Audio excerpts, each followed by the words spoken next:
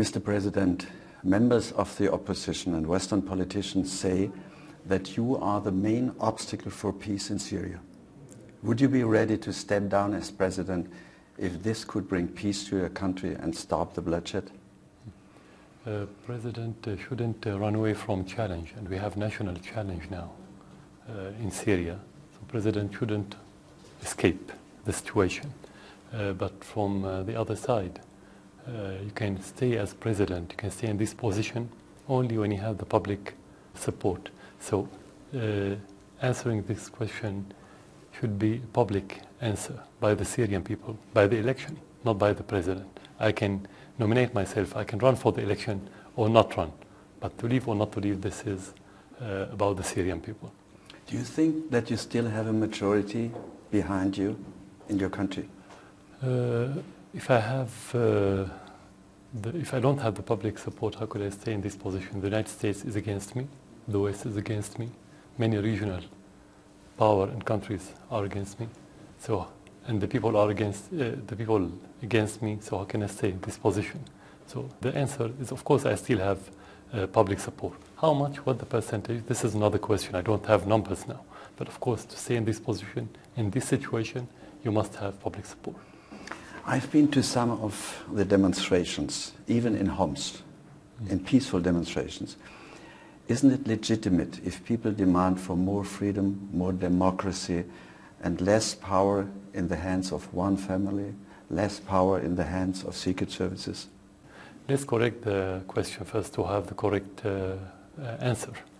We don't have power in the hand of a family. In Syria we have state, we have institutions, maybe not the ideal institutions, but we don't have family to run the country. So we have a state. This is first of all. So now we can answer the first part. Of course they have the right. They have legitimate right, whether they are demonstrators or not. Not only demonstrators ask for freedom. Actually, the majority of the people who ask for reform, political reform, not freedom. We have freedom, but not the ideal freedom, but the reform, let's say, to have more participation in the power, in the government, in everything else, in their country. This is legitimate, but the majority are not in the demonstrations. You have people who demonstrated and you have not, but this is legitimate. A question that everybody is asking in the Western countries, in your country, who has killed the thousands of civilians who died in this conflict? The opposition blames you. If you want to know who killed, you have first to know who has been killed. We cannot tell about the criminal without knowing about the victims. Those victims that you're talking about, the majority of them are government supporters. So how can you be the criminal and the victim at the same time?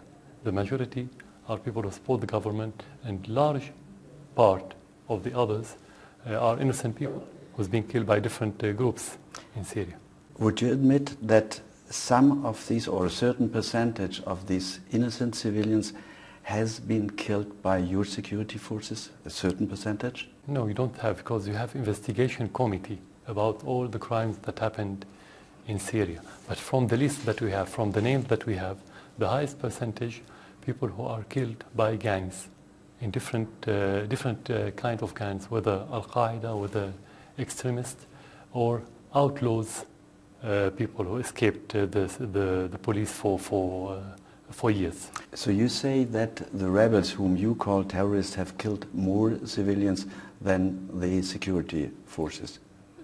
Not really. They killed more security and soldiers maybe than civilians. I'm talking about the supporters. But if we talk only about the civilians, did the rebels kill more civilians than the security forces? Or did the security forces kill more civilians? Yeah, that's what I mean. If we talk about the supporter of the government, the victims from the security and the army are more than the civilians. You said there are investigations against those members of the security forces who might have killed innocent civilians. Have some of them been punished? Yeah, of course. They were detained in prisons. They've been they are subjected to trial now, like any other crime. Who has committed the massacre of Hula, in which more than 100 people were brutally murdered, among them many children? Yeah. Gangs came in hundreds from outside the city, not from inside the city, and they attacked the city, and they attacked the law enforcement forces unit inside the city, and then they killed many families, and as you mentioned, children and women. And actually, those families that's been killed, they are government supporters, not opposition. I was told by somebody who lives in Hula and who lost members of his family. He told me that the killers wore army uniforms. Why did they wear army uniforms? Just to accuse our government. That happened many times. They committed a crime, they published videos, fake videos, and they wear the soldier uniform, our army uniform, in order to say this is the army that's been killing the people in Syria. You say this is a strategy of the rebels? Yeah, from the very beginning. Yeah, they do it all the time. Not only in Hula, in many places. Who are these rebels whom you call terrorists? They are mixture, they are amalgam of Al-Qaeda, other extremists, not necessarily Al-Qaeda, and outlaws who escaped the police for years, mainly smuggling drugs from Europe to the Gulf area, and others who were sentenced in different sentences. So it's a mixture of different things. How many rebels are fighting against your government? You don't have number, but you can talk about thousands. 20, 30? You cannot tell. I wouldn't give you any number if not precise. Would you say that all these rebels are terrorists? It depends on the act. If they attack people and burn and destroy, of course this is terrorism by the law. But you have people who are implicated without being criminals, for different reasons. Sometimes for financial reasons, they pay them money. Sometimes under threat, and sometimes for certain illusions and delusions. So not all of them are terrorists. That's why we absolve many of them when they give up their armaments. Okay. Did you capture some of the Al-Qaeda fighters you were talking about? Yeah, we caught many. Tens of them. From which countries? From maybe Tunisian and Libyans, I think. Could I meet one of them? Yes, you can. With a translator? Alone? Yeah, of course. What is the role of the United States in this conflict? It's part of the conflict. They offer the umbrella and political support to those gangs to create instability or to destabilize Syria. You say the United States is politically supporting the rebels. Yeah. Is that correct? Yeah, exactly. And you say these rebels whom you call terrorists kill civilians. This means you are accusing the American government of being at least partly responsible for the killing of innocent Syrian civilians. Is that correct? Of course, exactly. As long as you offer any kind of support to terrorists, you are a partner. Whether you send them armament or money or public support, political support in the United Nations, anywhere, any kind of support, this is implication. You know that Western politicians see the situation differently. Yeah. And they are discussing a military intervention in Syria. How would you react? Would you retaliate against Western countries? No, it's not about the retaliation, it's about defending our country. Our priority is to defend our country, not to retaliate to anyone. This is our duty, and this is our aim. And you're prepared for such an attack? Whether you're prepared or not, you're going to defend your country. But you have to be prepared. If for you the United States is part of the problem, why don't you negotiate with them? Why don't you invite Mrs. Hillary Clinton to Damascus? Why don't you make the first step? We never closed our doors in front of any country in this world and any official, as long as they want to help in solving the problem in Syria, providing that they are serious and honest. But they close their doors, so we don't have any problem. We always announce publicly that we are ready for any kind of help or dialogue. You would be ready for a dialogue with Mrs. Hillary Clinton? You would be ready to walk with her through the streets of Damascus, to show her the hospitals, to show her the situation in the city? As I said, we don't close the door in front of everyone, including the Americans or any other one. It's not particularly Mrs. Clinton or any other American official. Of course, we don't have problem. We did it many times with others to walk in the streets, as you mentioned, and we'll do it again. We don't have problem, of course. Let's come to the internal situations. Are negotiations with the different opposition groups still a realistic option, or do you think you have to fight this conflict out till the bitter end? Dialogue is the strategic option. whatever you do, whatever other option you have, you need a dialogue, at least to make sure that you can do something peacefully. But as long as you have terrorism, and as long as the dialogue didn't work, you have to fight the terrorism. You cannot keep just making dialogue while they are killing your people and your army. But you could have a dialogue with those who are not terrorists. We had dialogue last summer, and we kept inviting them. Some of them accepted the invitation, and they made dialogue, and they participated in the elections in the parliament, and they had some seats in the parliament, and they have portfolios in the recent government last week. But they got only 2% in the last elections. Yeah, this is not our fault. We don't have to offer them the percentage. So we don't create the government. Would you be ready to talk also to the opposition in exile? Yeah, and we announced that. We said we are ready to talk to anyone. Would you be ready to discuss and negotiate also with rebels if they lay their weapons down? Definitely, and we did, and we absorbed them, and some of them live normal life now. They don't have any problem. You would be ready to talk to everybody if he lays his weapons down? Of course. Even before, we started talking before they laid down their weapons, in order to get that result. What about the Kofi Annan plan? Mm-hmm. Has it failed? No, it shouldn't fail, and Kofi Annan is doing so far difficult but good job. We know that he has many obstacles, but it shouldn't fail. This plan is a very good plan. What is his main obstacle? The main obstacle that many countries didn't want it to succeed. So they offer political support, and they still send armaments and send money to terrorists in Syria. They wanted to fail this way. Who sends the weapons to your country? Who is the country who is supporting the rebels most? If I don't have evidences, concrete evidences, I will tell you what the indications. Those countries announced publicly that they're going to support those terrorists, mainly the Minister of Foreign Affairs of Saudi Arabia and his counterpart in Qatar. They announced publicly they're going to support them.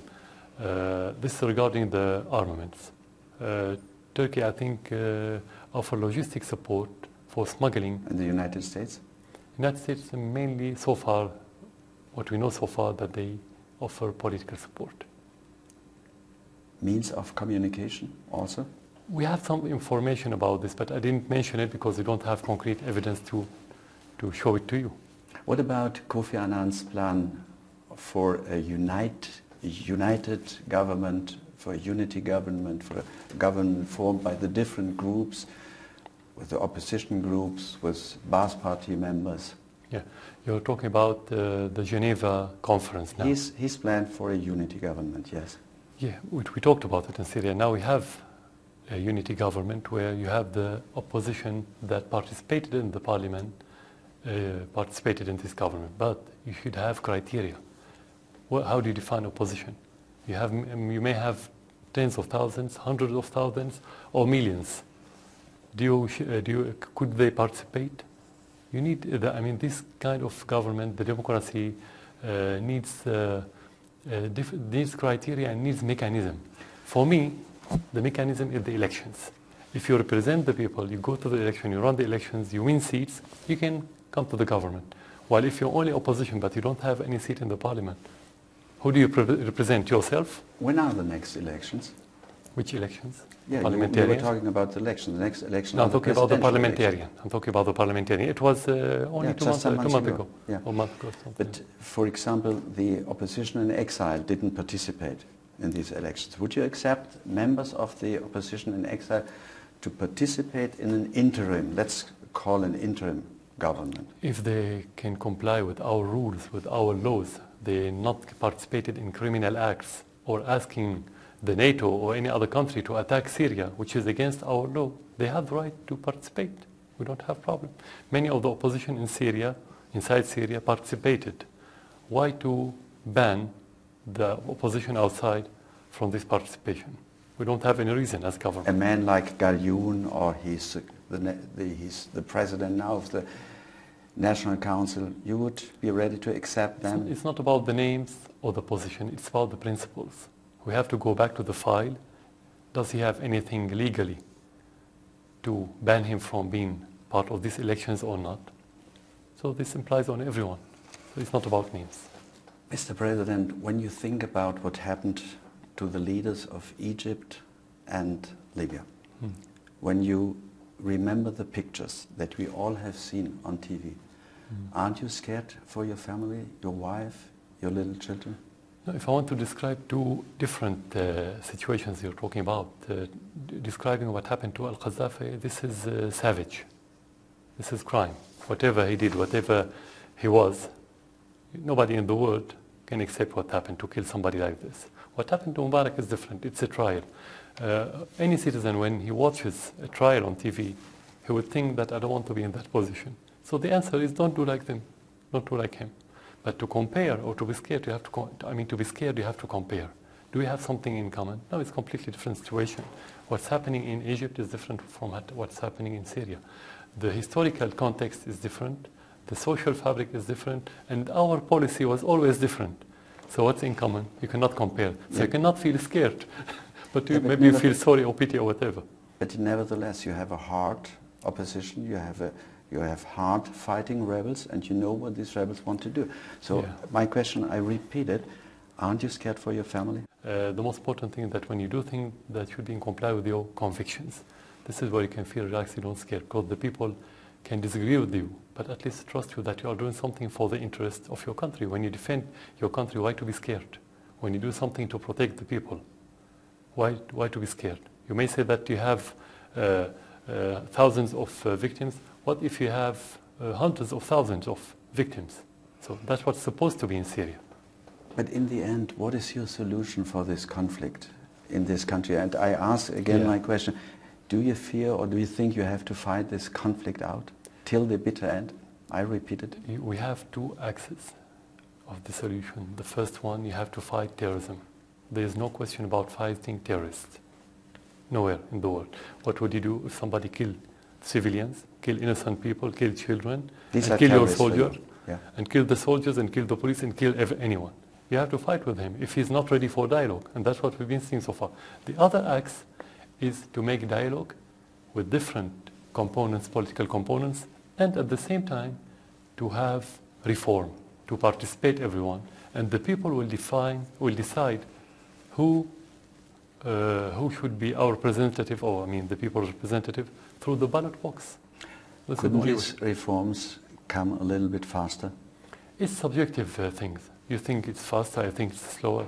But at the end, the principle is that you do as fast as you can without paying a heavy price or without having a lot of side effects.